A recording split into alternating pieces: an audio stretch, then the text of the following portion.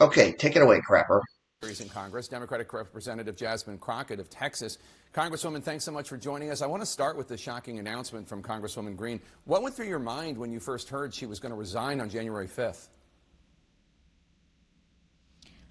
You know what? Honestly, I was like, you've got to be kidding me. You're on the other side of the president for 1 week and you can't take the heat. Imagine what it is to sit in my shoes, to not only be on the opposite side of him, but to have people like her who are constantly fanning the flames of hate. And imagine what those threats look like when you literally are someone like me. But at the end of the day, I know that I serve the people of Texas 30.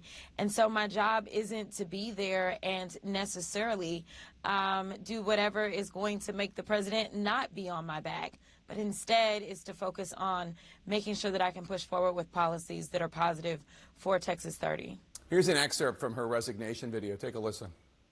So she seems to be suggesting that it is their disagreement over the release of the Epstein files that is causing this shocking political breakup. What's your response to that? I mean, listen, he's upset with Thomas Massie, and so he's gone after him. He's upset with Boebert. He's upset with any Republican that actually signed the discharge petition. But somehow they were able to weather the storm. So, you know, this really speaks to the fact that Marjorie, who has been an instigator of a lot of this hate that we see as it relates to the MAGA movement, you know, it's just interesting that I don't know if she really fully understood how bad she was making it for other people. And now that they're doing it to her, you know, I just got to say, well, why is it that everyone else is able to stand and you can't? And welcome to the club, but you can't enter the door. Friday night that your committee is expanding its investigation into Jeffrey Epstein. Do you have any idea what this expanded investigation might include? I do not at this point in time.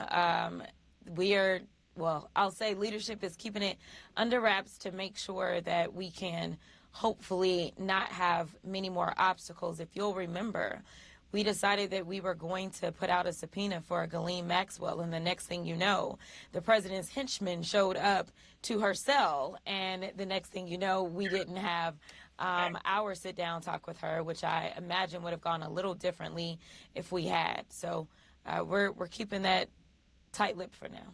The chairman of the Oversight Committee, James Comer of Kentucky, says that Democrats are just trying to use these files to smear the president.